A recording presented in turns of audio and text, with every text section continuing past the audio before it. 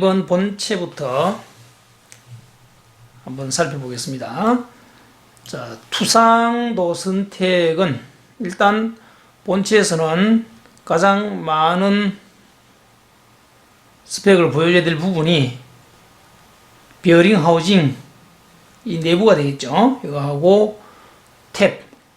그래서 본체의 허브 부위를 이런 식으로 부분 단면으로 도시해준 거 아주 잘한 선택이고요. 물론 이 윗부분만 이렇게 반단면도로 선택해도 괜찮을 겁니다. 이 부분만 반단면도로 나타내줘도 괜찮습니다. 그리고 리브 부위를 이런 식으로 회전 단면도로 도시하는 선택 잘한 거고요. 그리고 저면도 베이스 아랫부분에 살피기 형상이 있죠. 이 부분 살피기를 보여주기 위해서 이렇게 생략도 대칭도로 나타냈죠. 투상 선택은 아주 스탠다드하게 잘 했고요. 자, 치수 살펴보겠습니다. 우선 중요 치수들은 빠짐없이 잘 들어갔고요. 한 가지 아쉬운 부분은 이 리브의 폭, 그렇죠? 전체 폭이 여기서 여기까지 전체 폭이 들어가 줬으면 더 좋아하겠다. 그렇죠? 마찬가지 측면에서 봤을 때 이 리브의 스펙이 필요하겠죠. 이 각도, 리브의 각도. 여기 같은 경우는 지금 리브가 베이스의 끝단에서 올라가기 때문에 베이스 끝단에 접하기 때문에 다른 스펙은 필요 없고 각도, 베이스와 이루는 각도 정도는 더 들어가 주는 게 좋을 뻔했죠. 그래야 리브가 특징이 되죠. 리브의 스펙이. 나머지 부분 치수는 잘 들어간댔다 하면 요거 치수가 외형선하고 혹은 치수 보선하고 겹쳐지는 부분 이런 것들은 조금 우리가 옮겨주는 게 좋겠습니다. 이렇게 옮겨주는 게 낫겠죠. 여기도 마찬가지죠. 중심선하고 치수가 이렇게 겹쳐 있을 때는 옆으로 약간 빼주는 게 정석입니다.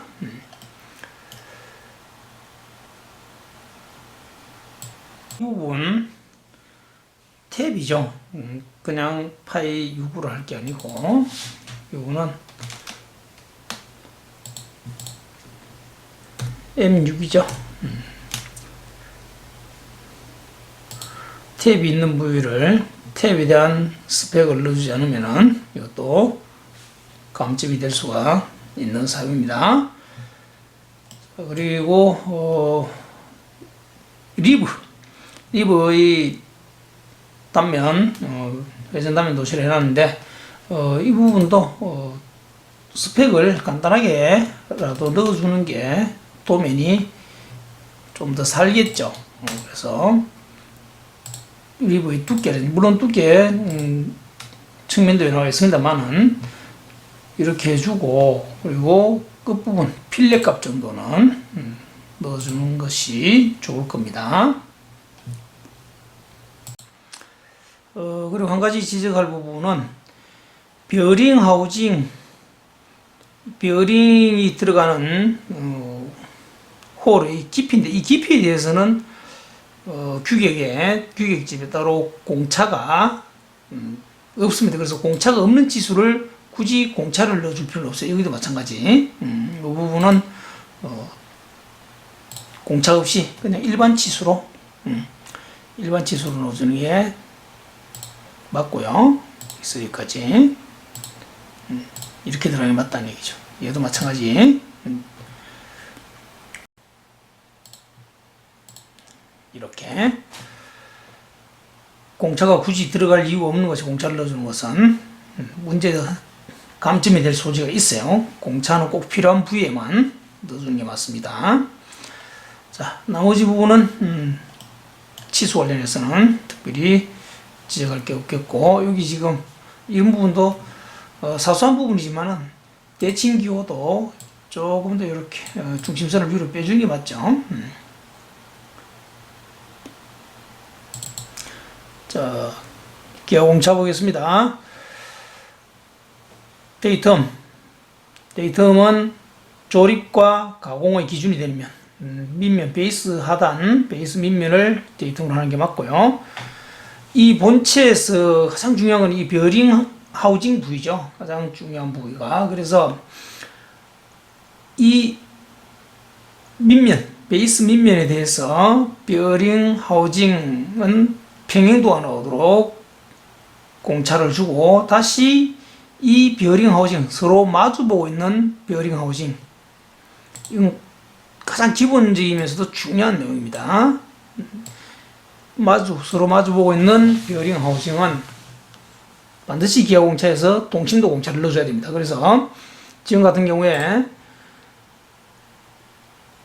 파이 47 이 베어링 하우징을 다시 데이텀 B로 선정을 하고, 마주보는 파이 52짜리 이 베어링 하우징에 대해서 동심도 공차를 줬죠.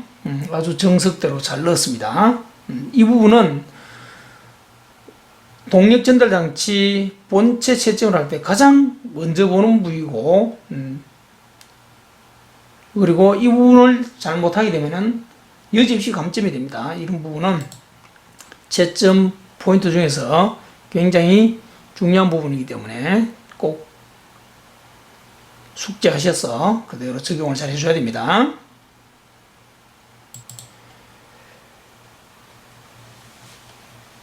그리고 양끝단 커버 조립되는 부위죠.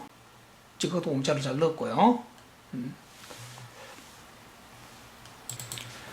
베어링 하우징 관련해서는 베어링 끼워 맞춘 공차 규격대로 H7을 잘 적용했고요.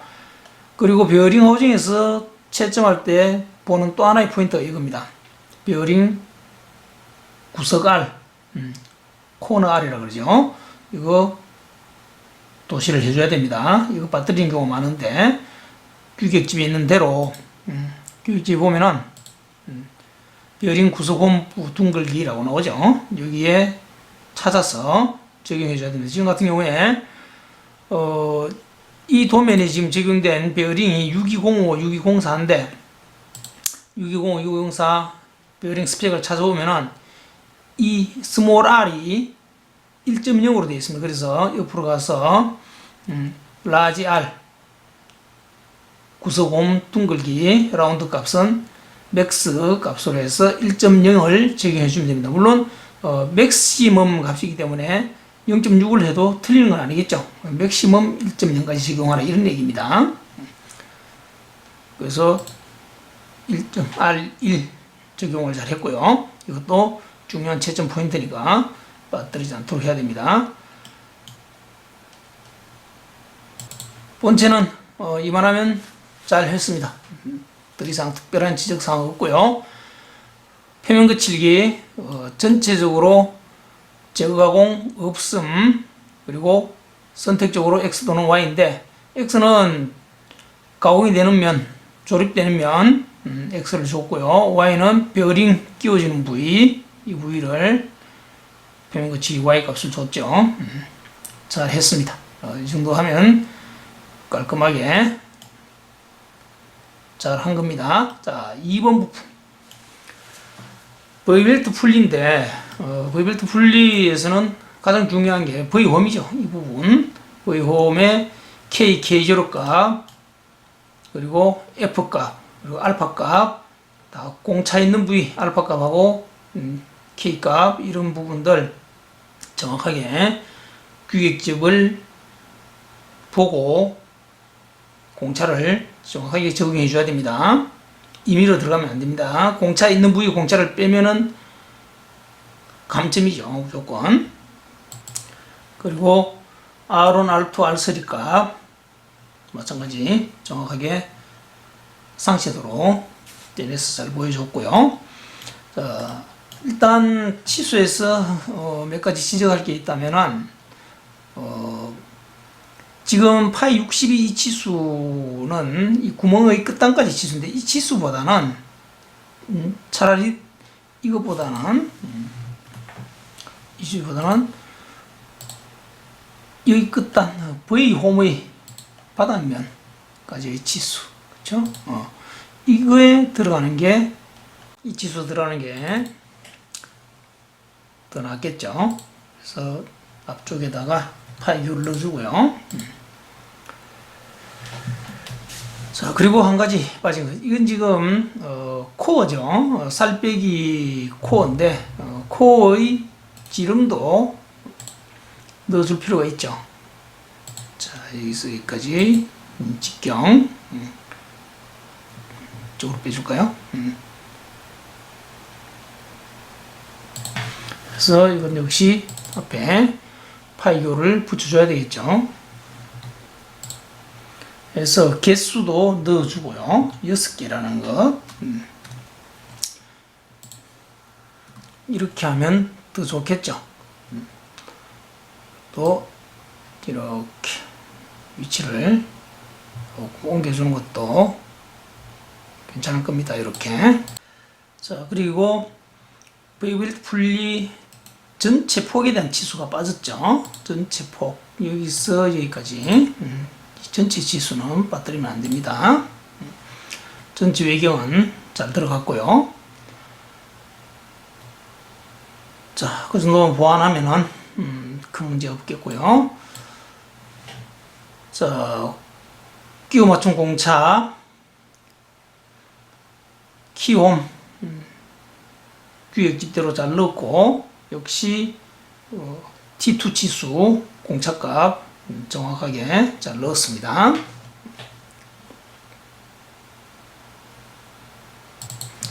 자, 개공차 보겠습니다. 개공차에서 데이텀은 축보스를 데이텀으로 잡았고 이 데이텀에 대해서 끝단면 흔들림 공차 그리고 이쪽 끝단면도 흔들림 공차 잘 줬습니다. 물론 이쪽 면, 이 면은 직각도를 줘도 되겠죠. 흔들림 공차 대신 직각도를 줘도 무방합니다. 자, 3번 부품 내접 기어입니다.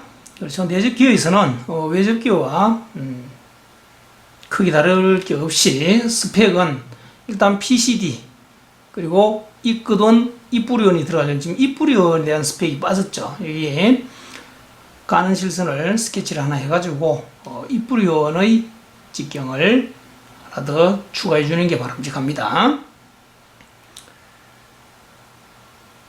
나머지는 치수 잘 넣었고요. 자, 데이텀은 축이 들어가는 구멍 이 보스를 데이텀으로 잡았고 이 축 구멍에 대해서 끝단 이쪽 끝단 이 끝단은 흔들림 공차 혹은 직각도로 써도 되겠죠. 그렇게 하고 그리고 이 끝은 이 끝 같은 경우에는 흔들림 공차를 넣어줬습니다. 잘 넣어줬고요. 표면 거칠기에서 한 가지 좀 아쉬운 부분은 이 부분이죠. 바깥 부분 여기 굳이 Y 정도의 정밀도를 줄 필요는 없을 겁니다. 물론 여기는 X 정도만 줘도 되는데 Y를 줬다고 해서 그게 감점되고 그런 건 아니지만 이 부분은 너무 과도한 표면 거칠기를 부여한 느낌이 있습니다. 이 면도 마찬가지죠. 이 면도 그리 중요도로 본 면은 아니죠. 그래서 여기도 X 정도만 들어가도 충분합니다. 이건 역시 이 끝단도 마찬가지죠. 이 부분은 그렇게 중요도로 높은 면이 아닌데 여기도 굳이 Y까지는 필요 없죠. 여기 X 넣어줘도 무방합니다.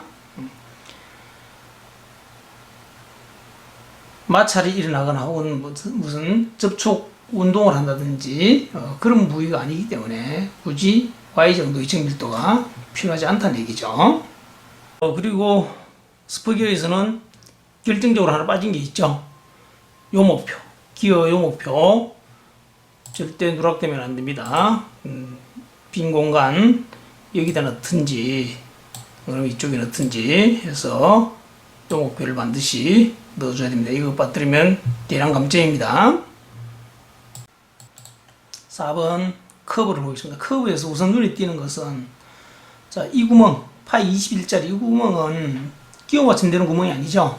여기는 그냥 축이 통과하는 구멍이고 축보다 크면 되는 거죠. 그래서 여기는 끼워 맞춤 공차 주면 안 됩니다. 그래서 이거는 수정을 해줘야 되고요. 그냥 파이 21로만 도시해주면 된다는 얘기예요. 자, 나머지는 됐고요. 여기서 지금 가장 중요도가 높은 구멍은 오일실 하우징이죠. 오일실 하우징 상쇄도로 빼내 가지고 잘 도시해 줬고요. 여기서 중요한 것은 못따기 거리와 각도 다 잘 넣어줬고, 그리고 코너 부위 R값 역시 도시를 잘 해줬습니다. 그래서 4번 커브 같은 경우에는 가장 중요한 부위가 오일실 하우징이죠. 오일실 하우징을 데이텀으로 잡았고, 이 구멍 다음으로 사실 중요한 것은 끼워진 부위, 이 부위죠. 이 부위 파이 49 이 부위에 대해서 동심도를 준 거 아주 잘한 일입니다. 앞서 설명했지만 파이 21짜리는 그렇게 중요도가 높은 구멍이 아니기 때문에 여기에 굳이 개공차를 줄 필요는 없었던 거고요. 이거는 삭제 안 하기 좋습니다. 여기에 개공차를 하나 더 준다면은 이 면, 베어링과 닿는 면이죠. 이 면에 대해서 개공차를 주는 게 맞겠죠. 직각도 주면 되겠죠. 이 구멍에 대해서는 직각도를 주면 될 겁니다.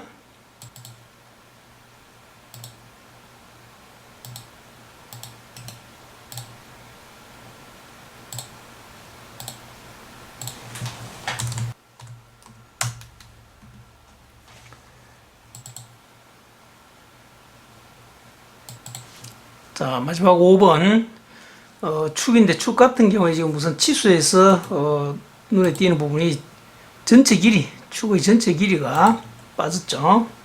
그리고 각 구간별 길이도 역시 빠졌고요. 자, 이거는 뭐 체인 치수를 넣어줘도 될 겁니다. 이런 식으로 해서 체인 치수로 간단하게 넣을 수 있는 부분이니까 이렇게 해서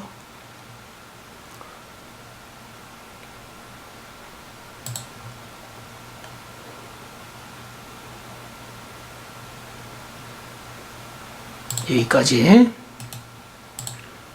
이렇게 넣어주면 되겠죠. 넣어주고 작성해주면 되고요. 각 구간 치수, 전체 치수 빠뜨리는 일 없도록 주의를 기울여야 됩니다. 자, 그리고 좀 이 부위가 보면은 여기는 지금 스냅링 자리죠. 물론 지금 M 값하고 D2 값 도시를 잘 했는데, 이거는 상쇄도로 따내서 따로 해주는 게 점수밖에 더 좋습니다. 특투사 하나 더 들어가는 거고요. 그래서 이 부분은 상쇄도로 따내서 해주는 것을 권합니다.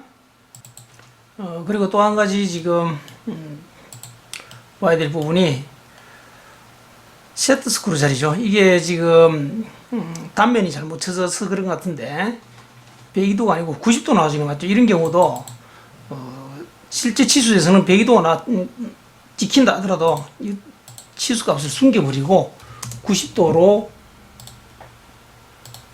표기를 해주는 게 맞죠. 90도로 해줘야 됩니다. 이거 102도 되면은 이건 말이 안 되는 거죠. 개공차 축선을 데이텀으로 잡고 비어링 끼워주는 부위, 비어링이 들어가는 부위, 흔들림 공차 잘 줬죠. 그리고 추에서는 기재할 사항이 특별히 많지 않으면 이런 식으로 센터 드릴 자리 또 따로 도시를 해주는 게 아무래도 점수받기에 유리하겠죠. 잘했습니다. 자, 나머지 부분은 특별히 지적할 사항이 없고요. 전체적으로 일처리 개별 주소 넣어준 것도 잘한 일입니다. 몇 가지 소소한 지적을 했지만 전체적으로 도면 작성 수준이 이 정도면 충분히 합격권에 들 수 있는 도면이고요. 칭찬받을 만한 도면입니다. 잘했습니다.